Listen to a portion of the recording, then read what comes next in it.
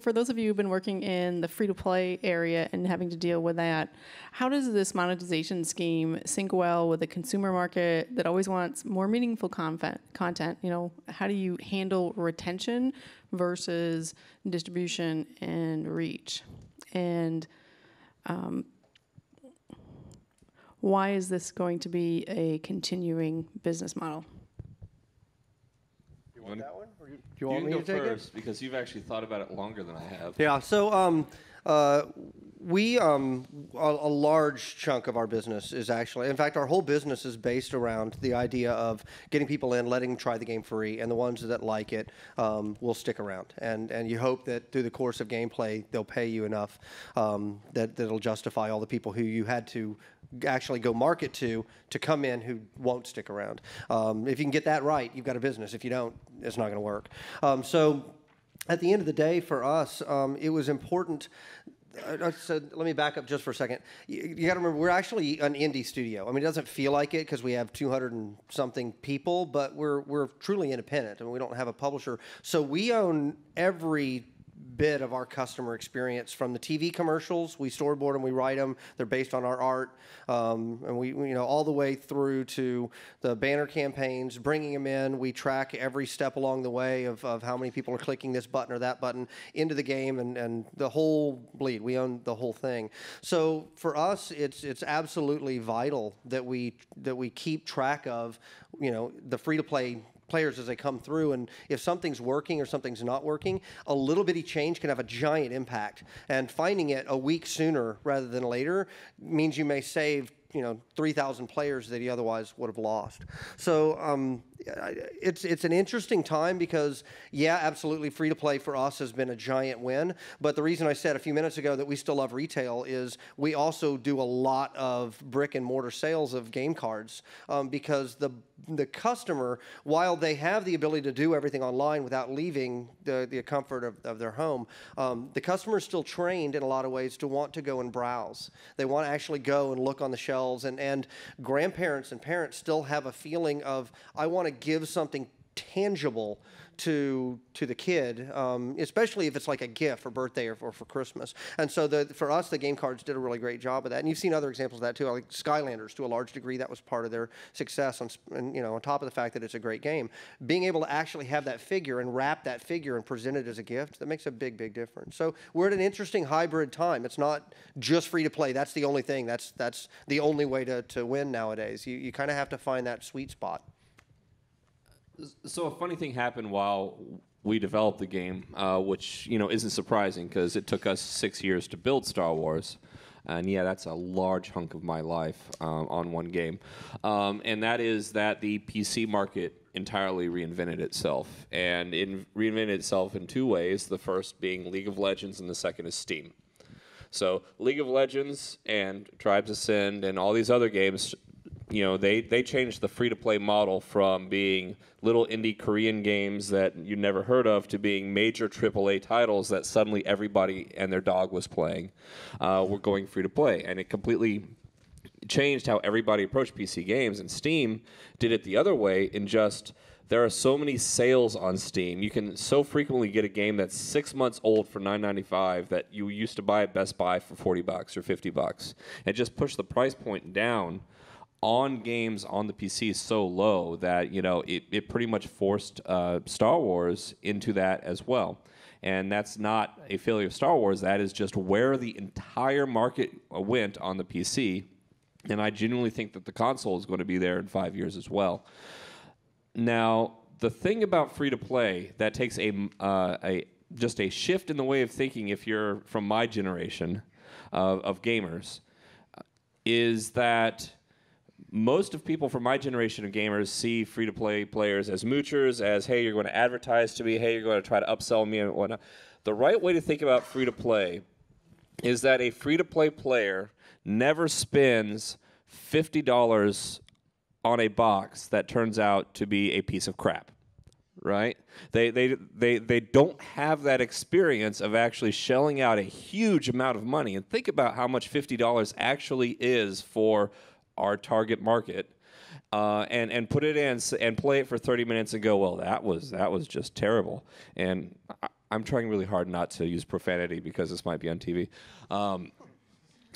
You know, somebody on the internet described it as sort of this democratization of gameplay where people pay to their ability how much they feel willing to pay. And your job as a game designer, if you are a good game designer, is to put those in place so that the people who feel good about paying, feel good about playing, and feel good about paying you that money and still want to stay engaged. And that's really true if you're making a massively multiplayer game where you're trying to build a community that has a long life. And that's been our total goal, which is not how can we fleece the players. And I see a lot of examples of game designers that are like trying to fleece the players. Oh God, the iPhone games are terrible with, within 3 minutes, hey, give us 50 cents. No, we want you in our space, and I think Exile is the same idea. We're more interested, first and foremost, that you come in and you feel like that Star Wars is your home, and this is a place that you... We give 10 or 20 hours of gameplay right out the gate without even bringing up the idea of subscribing or our goal when we did the free-to-play conversion was that you don't even see an upsell message before level 10. We don't even want it to be a factor of your mind. We want it to feel like a free-play experience, and we want the people who feel like they have the money to spend and would like a little more, would like some cosmetic stuff, to feel like that they could contribute that stuff. And yeah, we have some people that spend. We have a lot of people that don't. We have some people that spend an astonishing amount of money. Astonishing. I mean... I think the Facebook developers call them whales. We have those. Those people that pay basically subsidize all the people that don't. And the trick as a designer is your entire mind shift is, okay, how do we make both of those groups of people feel good about life, feel good about the moochers, feel good about the people who are shelling out? Like it's a really delicate balancing act. To be honest, we're still learning about it. I think probably they're still learning about it too, because it is a constant give and take in trying to find that balance.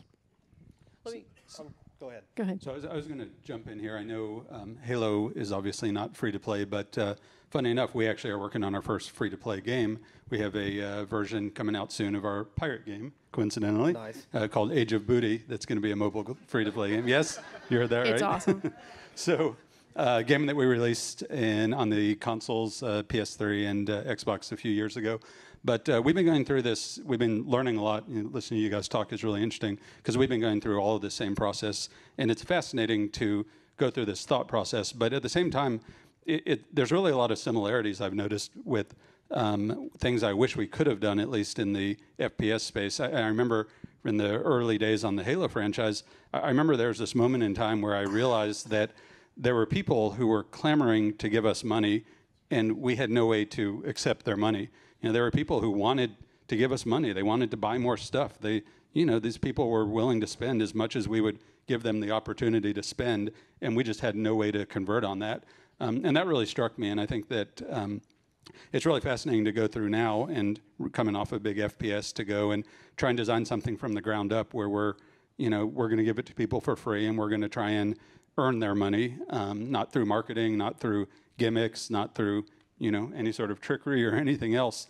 But the good old-fashioned ways, we got to earn it. That's what's really struck me about working on this free-to-play game, because the first 2 minutes experience, if that's bad, they're out of there, and we're never going to see a dime from them. The first 10 minutes, the first 10 days, possibly. I'm still learning, but it's really fascinating just how absolutely critical, more so than working on the big games, more so than working on even gigantic AAA FPS games. That onboarding, that initial experience. It is just so absolutely critical and absolutely important. So it's an interesting learning experience. And if we do one of these panels again sometime, I'll tell you all how it goes. Well, in terms of that initial experience, it's more important than you're probably even capturing right now, because when you have, just from a design point of view, when I spend $50 for something, I'm going to give it half an hour. Right? I spent my $50. I'm going to give it a slightly longer chance. If it has cost me nothing but time and some amount of my bandwidth limit with Time Warner Cable, I have no investment. I might quit because I don't like the loading screen. I mean, that is how little investment people have in a free-to-play game. And so it's really, really important that they just come in and they feel engaged really fast. And that's why And these games, again, those iPhone games that just turn you off so fast, they're just always a miscalculation, and it's a design problem. So. Let me, real quick, I know you probably want to move on, but I've got one point that I want to make as a flip side of Damien's because it's really key. So as cool as free-to-play is for the consumer, which it really is, because it means that they get to get in for free and see if they like the game without having to have that $50 mistake on time to time. There's a flip side, too, which is for the developer, this is an entirely new world, because historically, that $50 game, if you went, it was nothing but Microsoft games and Sony games, and your game's off over there in the corner somewhere, you know. And now all of a sudden, a company like us, who we don't have a publisher who has that retail presence. You know, we did it the old-fashioned way. We actually built a game and had to make the customer like our game, and they had to decide that they liked our game better than the other major company's game, just on the merits of the game alone. Otherwise, we lose. So what's cool about this time is it's kind of a democratization of the games as well, where it's leveled the playing field, and it's no longer I'm going to lose just because I'm not XYZ Corporation. Now the best game can win, and that's really awesome. That's an amazing time. The other really interesting thing as a designer is that how I could convince my bosses to do stuff has completely changed, because now I can put a dollar sign on something very, very directly. Like previously, it'd be like, I want to make a silly hat. It's like, I don't know, are you going to keep people? Is it really going to help retention and whatnot? Now I could say, I'm going to make a silly hat and sell it for $10, and I'm pretty sure I could sell 15,000 of those. And then you can just do the math on the piece of paper. You're like, oh, it's going to take one artist for 2 weeks. We'd be stupid not to make the silly hat, right? We have to make the silly hat. And you know, it completely, totally flips the math around in a way that's just completely new to me as a designer. So, one other thing I'd like to point out as a person who plays a lot of online games is I don't have a lot of time, but I definitely have a lot more money, especially when I did 20 years ago when I started playing, you know, online games. Back then they were called MUDs. So one of the things that I always wish for, just on a consumer side, is that I'm like, wow, that part of the game is kind of cool. I played through it once. I don't want to do it again. Don't make me do it twice. And if you're going to make someone do it twice because they got to level the character up or they got to do something else, can I please just pay $5 to get through it? Because I really don't have another 50 hours put into that. And, you know, because I already played through it the first time, it's not going to hurt anybody else's gameplay experience, you know? We actually had an interesting experience with that. We did a action RPG game called Crimson Alliance, and at the last minute we kind of threw in this monetization where you'd earn gold as you played through the game, but if you wanted to, you could just spend a little bit of money and buy gold, and you know, all you're really doing is saving yourself time. And we just kind of threw it in at the last minute as an experiment, try and learn more about this market, and it's been just absurdly successful. And more than a third of the total players have bought, I think on average, it's like 4 or 5 of these things. They spend almost as much as they spend on the actual game, just, you know, sort of saving themselves time. And we've never gotten any grief about that aspect of it. People just like it, which is exactly what you're talking about. It was in at launch, effectively, right? Yes. Yeah, and the thing is you can do all sorts of things. Like World of Tanks is a game that is ludicrously monetized, but most of the basis of it was in at launch, and so the compact was there with the player on day one. And so everybody has this expectations of, oh, that's how this world works, that's how that game works, and everybody's fine with it, and they are raking in cash. So I guess the end answer is free-to-play is here to stay. And, you know, for good reasons.